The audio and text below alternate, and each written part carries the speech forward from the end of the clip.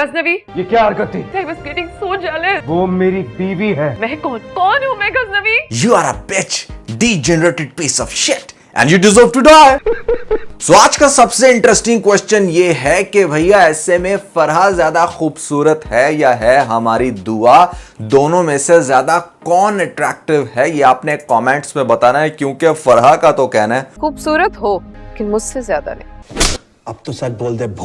अब कितने लोग इससे एग्री करते हैं या डिसएग्री ये तो आपने बताना ही है, लेकिन साथ में ये भी बताना है कि लेटेस्ट एपिसोड का सबसे सुपर्ब सीन कौन सा था। मैं आपको बताऊंगा इस वीडियो के अंदर कि मुझे क्या अच्छा लगा, क्या बुरा, कौन से इंटरेस्टिंग सीन थे। इन सभी क्वेश्चंस के आंसर मैं आज के वीडियो में देने वाला हूं, लेकिन उससे पहले आप लोगों को बताना चाहूंगा कि पीके लग्जरीज में समर सेल चल रही है, जहां पर दुनिया के बेहतरीन लग्जरी डेकोर आपको 50% ऑफ पर मिलते हैं। अगर आप अपने घर में बहुत ही अच्छा डेकोर रखना चाहते हैं तो नीचे डिस्क्रिप्शन में और पिन कमेंट में आपको लिंक मिल जाएगा। अभी जाएं, अपनी मर्जी का आइटम खरीदने के बाद हमें अपना फीडबैक देना मत भूलिएगा। PK Luxus. We don't sell crap. तो सबसे पहले अगर बात की जाए यहां पर कि दुआ ज्यादा प्यारी है या है ऐसे में हमारी फरा, तो मुझसे अगर आप पूछोगे तो भैया एनी टाइम मैं ये कहूंगा कि भैया दुआ इज फॉर श्योर अंधों में काना राजा। अब अंधों में काना राजा मैंने इसलिए कहा क्योंकि अगर आप इसको डार्क में देखते हो तो नौशेरवा भी बोलता होगा गार्डन हो रहा है, लेकिन जैसे ही हमारी ये मोहतरमा इवन के 2 किलो मेकअप के साथ डे लाइट में आती हैं तो अल्लाह माफ करे, बहुत मनुष्य लग रहे हो, मत करो, रहने दो, बहुत बुरे लग रहे हो। तौबा तौबा तौबा, थारा मूड खराब कर दिया।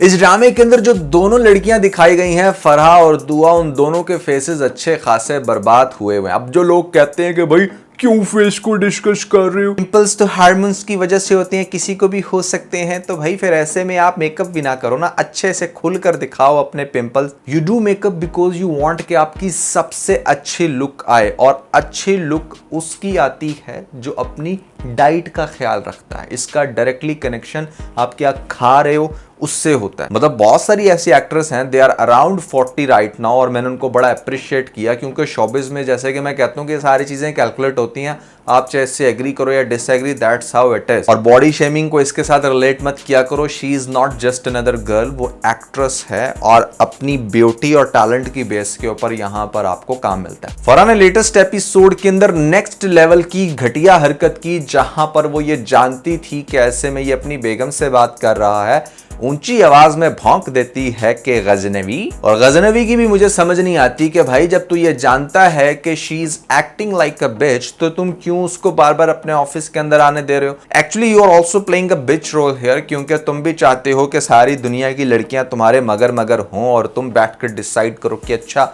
किससे तुम्हें प्यार है किससे नहीं। ये आई टोटली एग्री कि ताली कभी भी एक हाथ से नहीं बचती, लेकिन जो कर रही है फरा वो किसी भी लड़की को एटलीस्ट जेब नहीं देता, क्योंकि लड़कियों का जो कैरेक्टर है ना वो बहुत ही ज्यादा फ्रजाइल होता है। और ऐसे में ये सोसाइटी के अंदर कॉन्सेप्ट है कि जैसे लड़कियां ज्यादा अच्छे कैरेक्टर की होती हैं मर्दों की निस्बत। अब कितने लोग इससे एग्री करते हैं या डिसएग्री, या आप लोगों ने मुझे कमेंट्स में बताना है। लेटेस्ट एपिसोड के अंदर ये सीन मुझे बहुत सुपर्ब लगा, जहां पर इंतहा दर्जे का नेचुरल सीन दिखाया गया।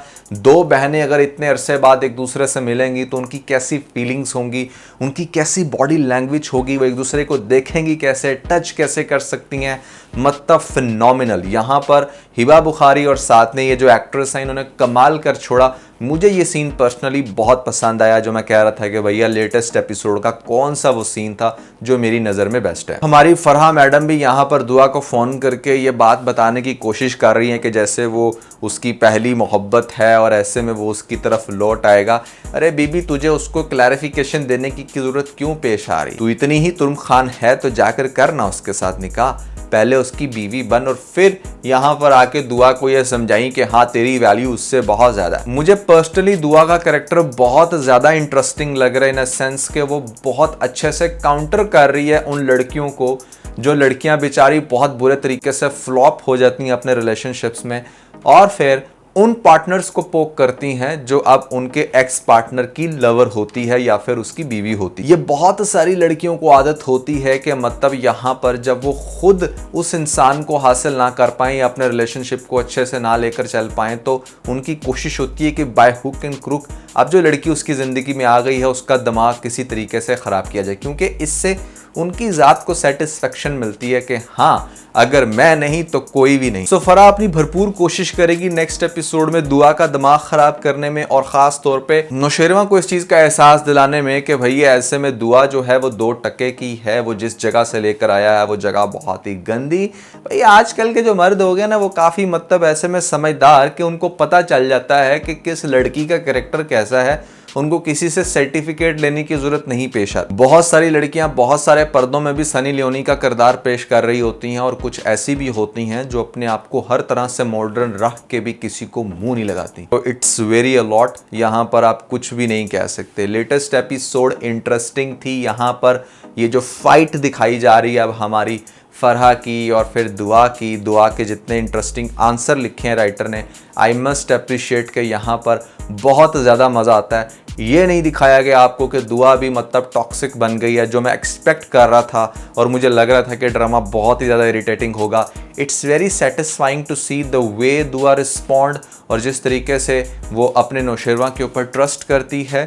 थैंक गॉड कि आपने किसी ड्रामे में ये भी दिखाया कि लड़कियां इतनी भी बेवकूफ़ नहीं होती कि जो किसी की बातों में भी आ जाएं या जिनको जवाब देना ना आए। ठीक है, वो इमोशनली डिस्टर्ब ज़रूर हो रही है, इफेक्ट भी हो रही है, बट उसको क्विकली रिकवर होते हुए दिखाया जा रहा है। And that is something I must say कि तमाम लड़कियों को चीज़ सीखनी चाहिए कि हमेशा वो सच नहीं होता जो आपको दिखाया जाता है या जो आप सुन लेते हो। जिस तरह आप एक्सपेक्ट करते हो ना हमेशा कि अगर आपके कैरेक्टर को लेकर कोई भी तोहमत लगा रहा है या कोई भी बात कर रहा है तो मर्द आप पे ट्रस्ट करे, या फिर वह पहले प्रूफ देखे, या फिर वो हर तरह से गो थ्रू करे, आपको सुने। इसी तरह भैया मर्द भी ये चाहते हैं। प्रॉब्लम ये है कि हमारी सोसाइटी में जहां पर इक्वालिटी की बातें बहुत ज्यादा होती हैं वहां पर इन चीजों को नेग्लेक्ट कर दिया जाता है। सो ये चीज बड़ी जबरदस्त है। तो बहुत सारे लोग मुझसे ये भी पूछ रहे थे कि फराज ने उस लड़की के साथ बैठकर खाना ही तो खाया, तो बाप ने इतना ज्यादा उसके ऊपर शाउट क्यों किया, और क्या वो वाकई अब बुरे कैरेक्टर का? देखो फराज बुरे कैरेक्टर का ये तो हम सबको पता है, और प्रॉब्लम खाना खाने में नहीं थी। जिस तरह से वो खाना खिला रहा था ना, गंदे तरीके से अपने हाथों से उसके मुंह में डाल रहा है, उसके साथ रोमांस कर रहा है, वो भी एक्सट्रीम सस्ते वाला, वो बड़ी चीप हरकतें थी। और वो डेफिनेटली उसके बाप को पता चल गया कि हाँ what he is trying to do। एक फॉर्मल किसी के साथ लंच कर रहे हो, बिजनेस मीटिंग चल रही है, या वैसे आमने सामने बैठे हो, तो इट मेक सेंस कि हाँ भैया कुछ भी ऐसा नहीं होगा। बट जो वो हरकतें कर रहा था उन हरकतों से वाज़ह हो रही थी उसकी इंटेंशंस, तो इसीलिए उसके बाप का चीखना बिल्कुल वैलिड है। और वो यहाँ पर डेफिनेटली रंग में भंग मिला रहा है अपनी बेगम को ये बता के कि ऐसा कुछ नहीं है, जबकि उसकी बेगम जो है ना वो टिपिकल मशरकी वाइफ दिखाई गई है, जो हर तरह से अपने घर को मैनेज रखती है या फिर अपने घर के अंदर रहकर सारे इश्यूज़ को रिजॉल्व करती है, which is quite crucial for some ladies. क्योंकि जब उनको सपोर्ट नहीं है अपने पेरेंट्स की तरफ से, या जब वो यहाँ पर फाइनेंशियली इतना स्ट्रांग नहीं है, तो ये सारी चीज़ें तो फिर होती हैं। बट एक चीज़ मेरी हमेशा याद रखना, मशरकी लड़की को हमेशा मशरकी हरकतें करके ही सेटिस्फेक्शन मिलती है। तो वो लड़कियाँ जो बहुत ही वेस्टर्न माइंडेड होती हैं उनको तकलीफ नहीं होनी चाहिए कि वो लड़कियाँ ऐसा क्यों कर रही हैं, क्योंकि जो वेस्टर्न लड़कियाँ अपनी लाइफस्टाइल को अडॉप्ट करके बैठी होती हैं वो किसी मशरकी लड़की को सेटिस्फाई नहीं कर सकता। सो आपको आपकी लाइफस्टाइल सेटिस्फाई कर रही है, उसको उसकी कर रही है। एक दूसरे की लाइफ में घुसने की कोशिश मत किया करो, स्पेशली कमेंट सेक्शन में। सो दुआ का बस एक ही कंसर्न है, वो ये कि मतलब मुझे डर लगता है कि जब ये कश्माला फरा जैसी लड़कियां आके दावेदार बनती हैं, उनके दावेदार बनने से नहीं बट कहीं वो आपको मुझसे अलग ना कर लें, विच इज़ क्वाइट वैलिड। और आई थिंक आपको इस ड्रामे के अंदर फिलहाल ये जो लव स्टोरी दिखाई जा रही है, दोनों के एक दूसरे पर ट्रस्ट और नौशेरवा का भी हर तरह से लॉयल होना, ये ड्रामे को काफ़ी ज़्यादा इंटरेस्टिंग बना रहा है। एंड दैट्स द रीज़न कि ड्रामे की काफ़ी अच्छी स्ट्रॉन्ग व्यूवरशिप है।